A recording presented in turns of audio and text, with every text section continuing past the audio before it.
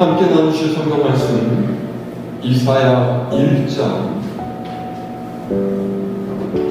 10절에서 17절의 말씀입니다. 구약성서 968면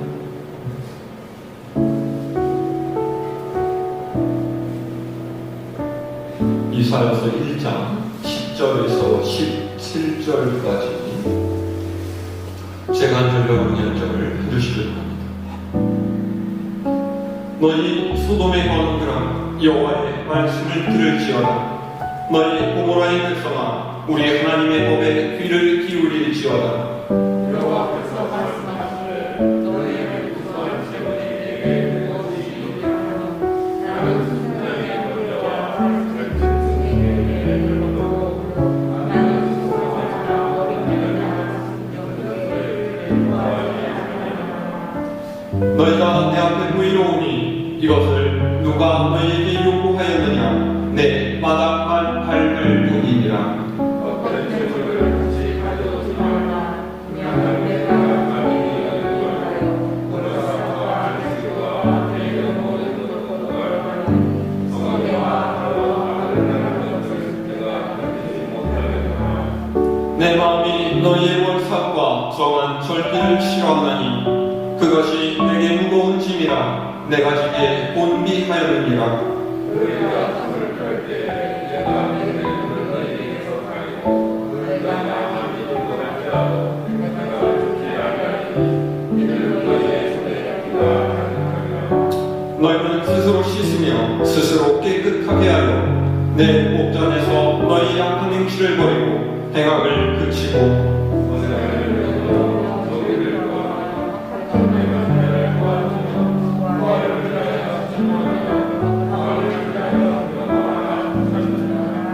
아멘. 할렐루야. 어떻게 오시는 길에 길이 안 미끄러웠습니까? 괜찮았어요?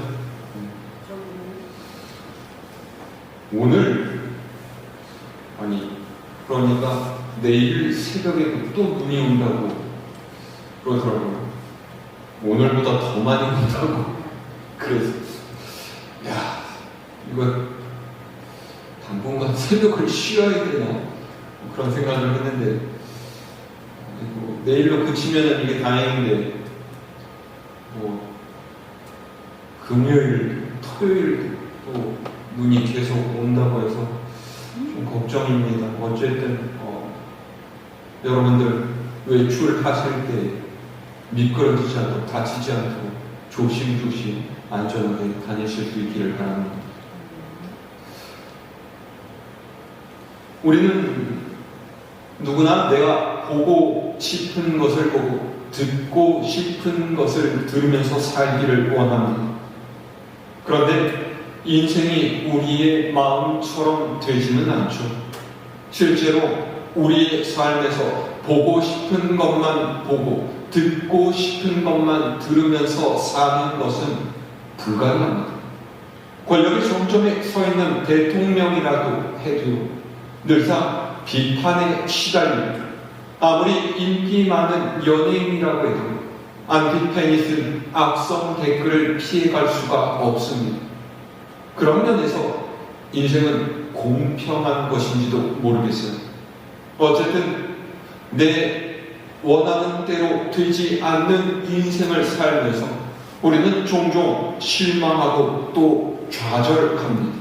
그리고 어떻게 하면 실망하지 않고 좌절하지 않는 삶을 살 수 있을까 고민하게 됩니다. 그 방법이 무엇이겠습니까?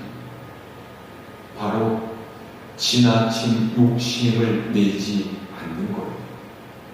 그리고 내가 먼저 다른 사람에게 그가 듣고 싶은 말을 해주고 보고 싶어하는 상황을 만들어준다면 우리 모두가 행복한 삶을 살 수 있지 않겠습니까? 마태복음 7장에서 예수님께서는 다른 사람을 대하는 삶의 자세에 관해서 말씀하셨죠. 그것을 우리는 황금률이라고 부릅니다. 인생을 살면서 지켜야 할 금처럼 귀한 말씀이라는 뜻이죠.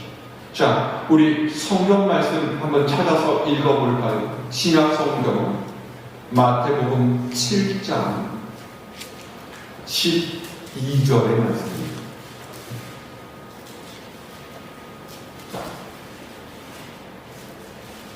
마태복음 7장 12절의 말씀. 자, 시작.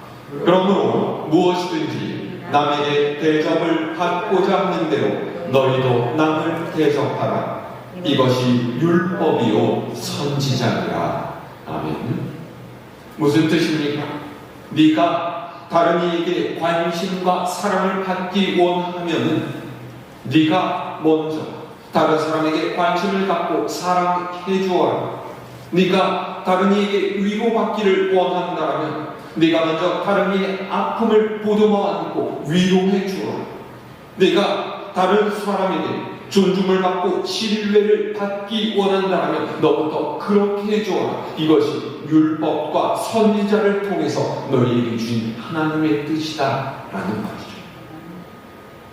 왜 이것이 하나님의 뜻이겠습니까?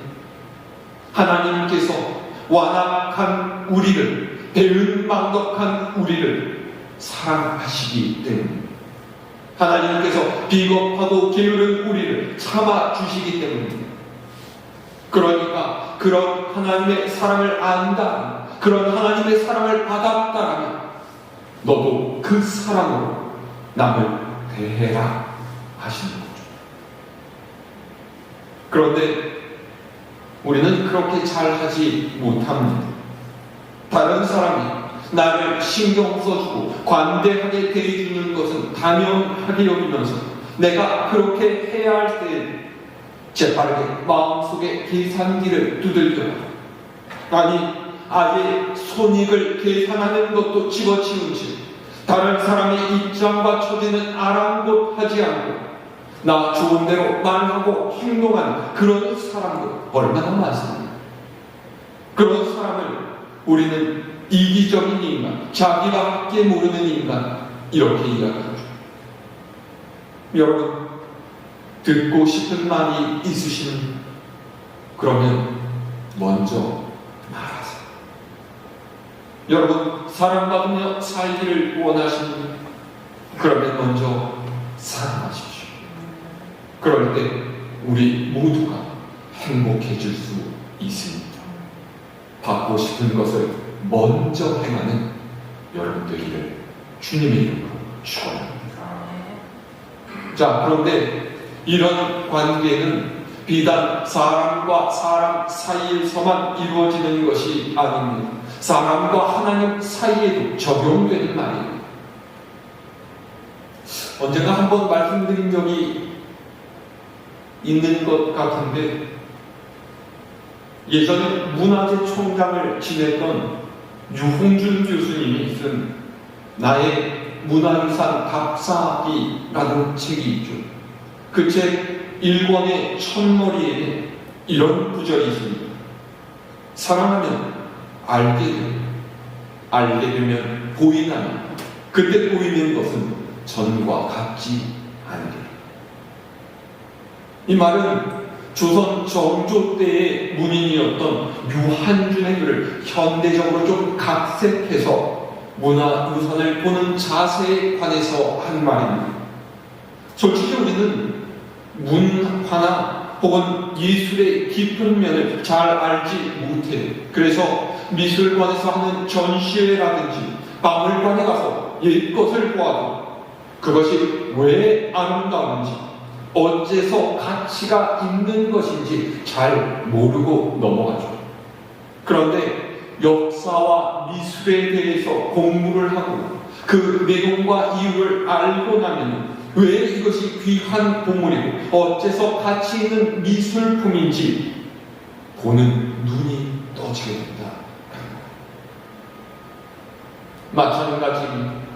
하나님과 좋은 관계를 맺고 그분의 마음에 드는 삶을 살기 위해서는 우선 하나님을 알아야 하죠. 하나님께서 좋아하시는 것, 하나님께서 기뻐하시는 것이 무엇이고 그분의 뜻이 어떤 것인지를 알아야만 믿는 사람으로서의 합당한 삶을 살 수 있다라는 것입니다. 오늘 우리가 읽은 말씀을 기록한 이사야 선지자는 남유다의 13대 왕인 히스기야 왕 때부터 하나님의 말씀을 전했던 사람입니다. 정확하게 이야기하자면 히스기야 왕 이후에 부흥했던 남유다가 내리막길로 접어드는 순간부터 활동했던 사람이죠.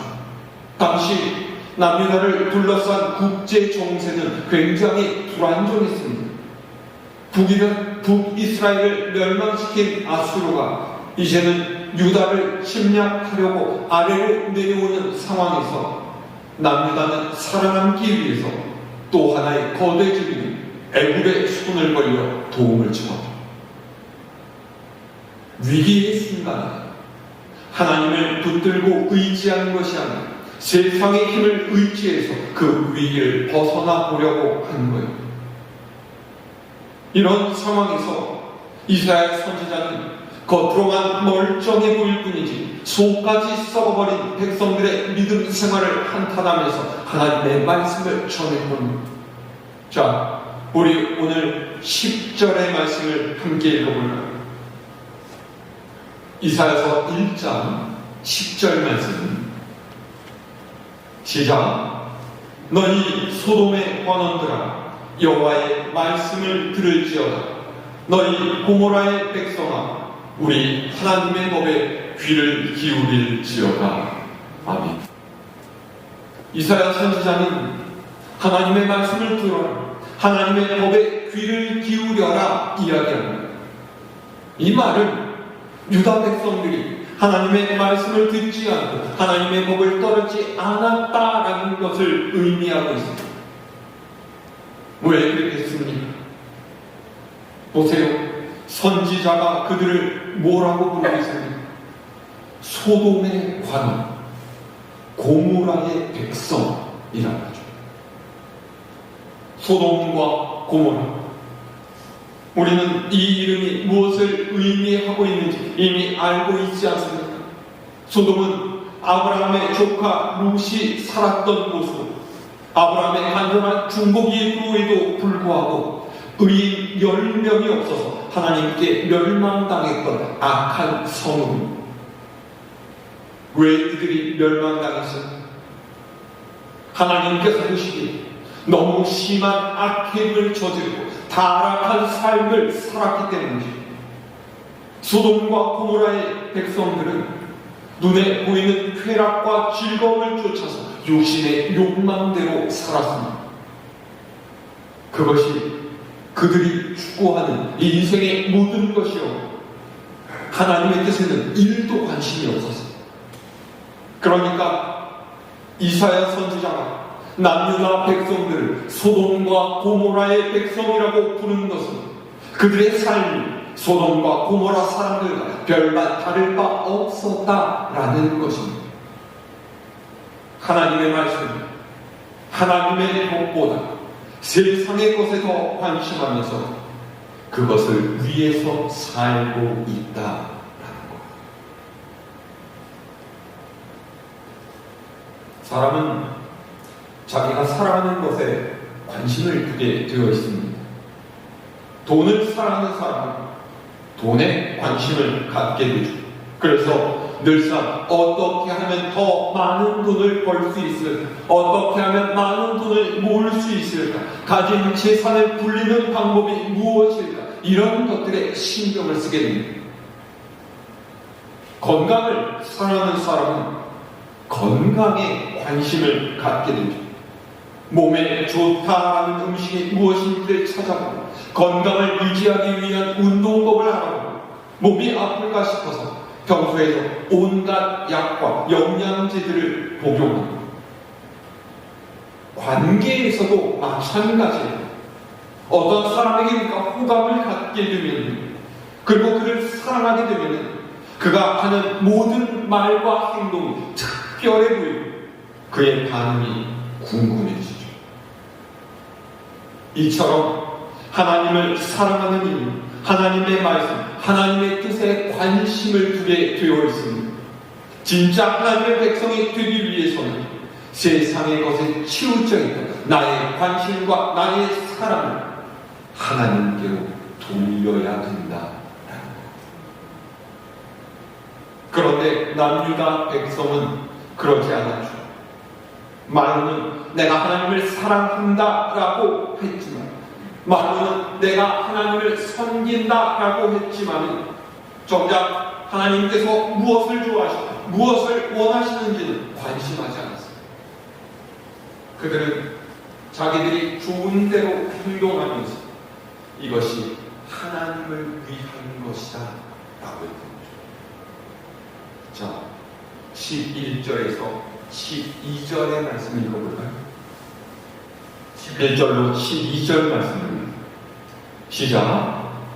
여호와께서 말씀하시되 너희의 무수한 재물이 내게 무엇이 유익하뇨? 나는 순양의 번제와 살찐 짐승의 기름에 배불렀고 나는 수송아지나 어린 양이나 순염소의 피를 기뻐하지 아니하노라. 너희가 내 앞에 보이러 오니 이것을 누가 너희에게 요구하였느냐? 내 마당만 밟을 뿐이니라. 아멘. 여러분도 그러시는지 모르겠지만 제 핸드폰으로 종종 모르는 번호에서 연락이 옵니다. 그래서 받아보면 전부 다 보험을 들어라, 대출을 받아라, 핸드폰이나 인터넷 상품 구입해라, 싸게 해주겠다, 뭐 이런 내용들입니다. 전화뿐만 아니라 문자도 날라와요. 고객님, 이번 정말로 마지막 기회입니다. 놓치지 마세요. 저는 원하지 않았는데 이런 전화나 문자를 우리는 스팸 전화, 또 스팸 문자 이렇게 부르죠. 그런데 하나님 입장에서는 예배도 스팸 예배가 있어요. 무슨 말입니까? 하나님께서 원하시지 않는 예배, 하나님께서 기뻐하시지 않는 예배는 전부 다 스팸 예배라는 거예요. 실제로 이때의 남유다 백성들은 하나님께서 원하시지 않는 예배를 드렸어요. 11절 보세요. 뭐라고 했습니까? 너희의 많은 재물이 내게 유익하지 않다 하셨어요. 너희 재물에 이미 내가 배불렀다. 너희가 드리는 재물의 피를 기뻐하지 않는다라고 하셔요. 왜요? 이스라엘 백성이 너무 자주 제사를 드렸기 때문이니, 너무 많은 재물을 드렸기 때문이니, 아니, 그 제사와 거기서 드려진 재물을 하나님께서 기쁘시게 받지 않으셨거든요. 왜입니까? 하나님을 경외하는, 하나님의 은혜에 감사하는 마음은 그저 형식적으로 때에 따라서 구색을 맞추기 위해서, 율법에서 정한 의무를 다하기 위해서 드린 제물이기 때문입니다. 그런데 이들은 이런 제사를, 이런 제물을 끊임없이 꾸역꾸역 드리고 있었던 거예요. 무엇 때문에? 12절 상반절에 뭐라고 되어 있습니까? 너희가 내 앞에 보이러 오니. 그러니까 이 모든 행위의 중심에는 하나님께 보이러 오는 마음이 있었다라는 거예요.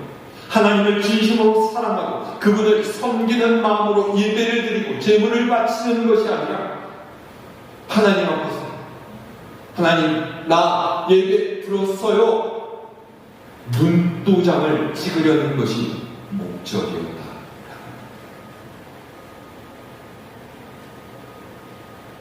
오늘날 예배를 보이기 위해서 드리는 이들이 있습니다. 하나님께 보이고 사람들에게 보이는 예배하는 사람들이죠. 하나님을 향한 간절한 마음 없이 교회에 와서 기도하고 헌금하고 말씀 듣고 축도까지 받으면은 주일의 의무를 다 했다라고 여기는 겁니다. 그런데 여러분, 예배를 의무로 드리는 일이 어떤 기쁨이 있을 수가 있겠습니까? 예배에 마지 못해 참석하는 이들에게 어떤 하나님의 은혜가 임하겠습니까? 하나님께서는 그런 이들, 내 마당만 밟는 이들이라고 하십니다. 마당만 밟는다는 뜻이 무엇입니까? 성전에서 예배하며 하나님의 얼굴을 구하지 않아도 되겠다라는 거예요. 예배 가운데 임재하시는 하나님의 은혜와 능력을 체험하지 못해도 괜찮다라는 거예요. 그죠? 관광지에 가서 이리저리 기웃거리다가 기념사진 하나 찍고 오듯이 그렇게 성전 마당에 머물다가 나와도 그것으로 할 일 다 했다. 나는 그리스도인의 의무를 마쳤다. 이렇게 생각하는 사람들입니다.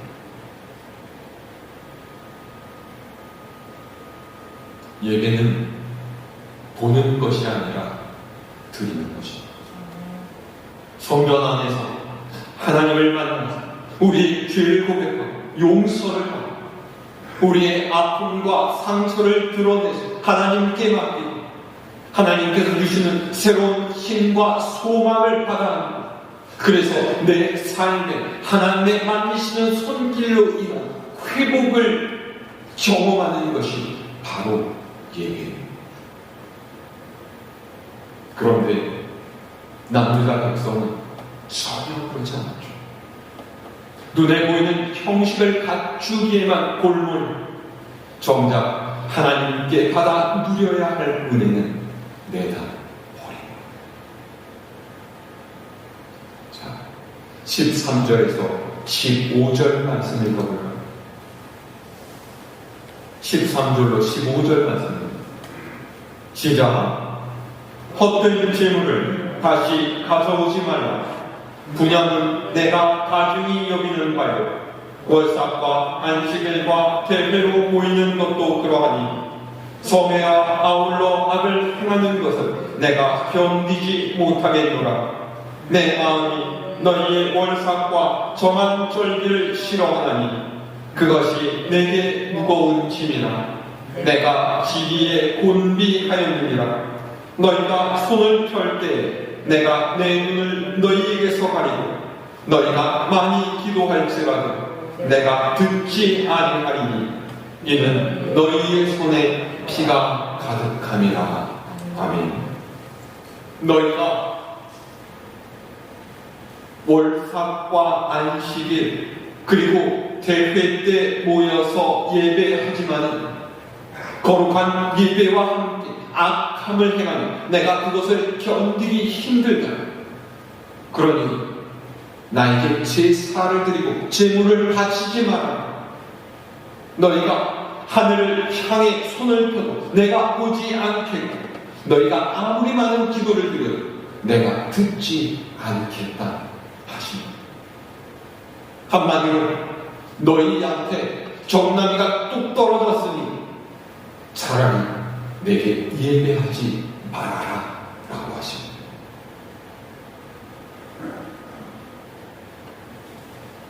하나님의 말씀을 따르는 척하면서 거짓된 믿음과 삶으로 살아가는 너희는 나의 백성이 아니다 라고 하십니다.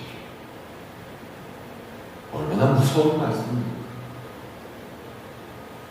예수님께서도 이와 똑같이 말씀하셨어요.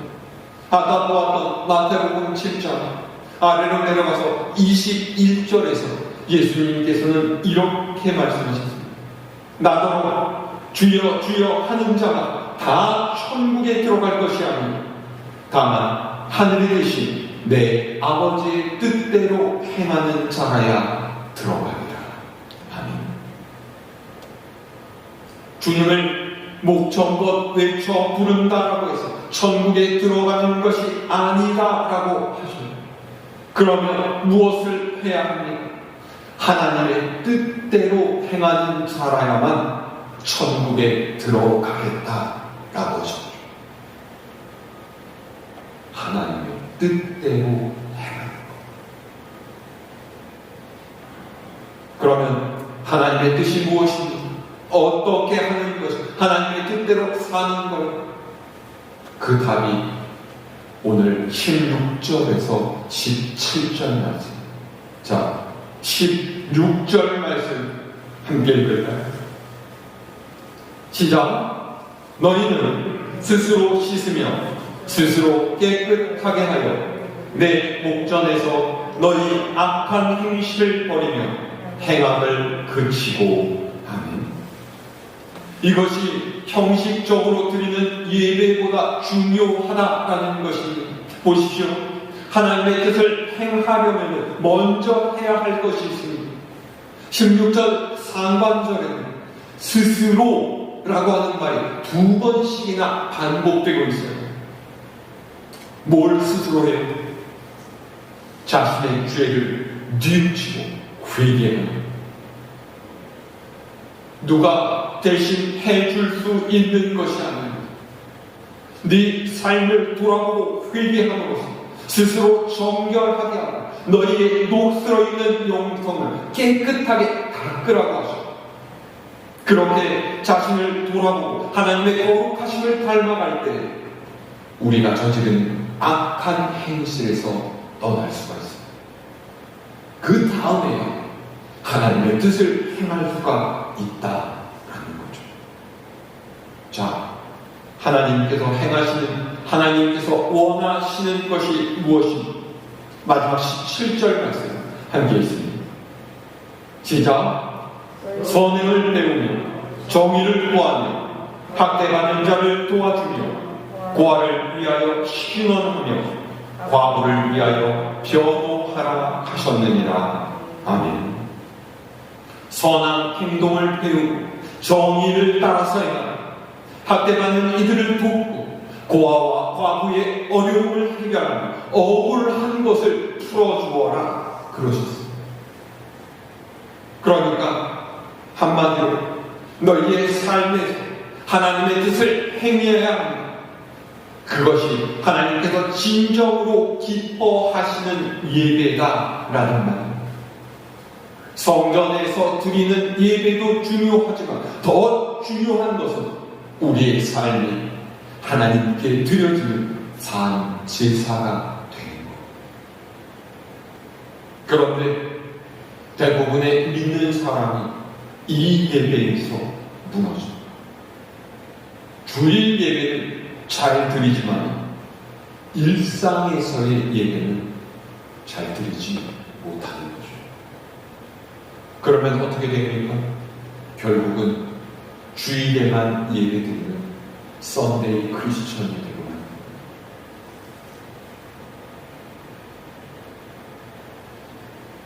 주일에 성전에서 드리는 예배, 그리고 일상 속에서 삶의 예배는 우리 인생이라는 수레를 굴러가게 하는 두 개의 바퀴와 같습니다.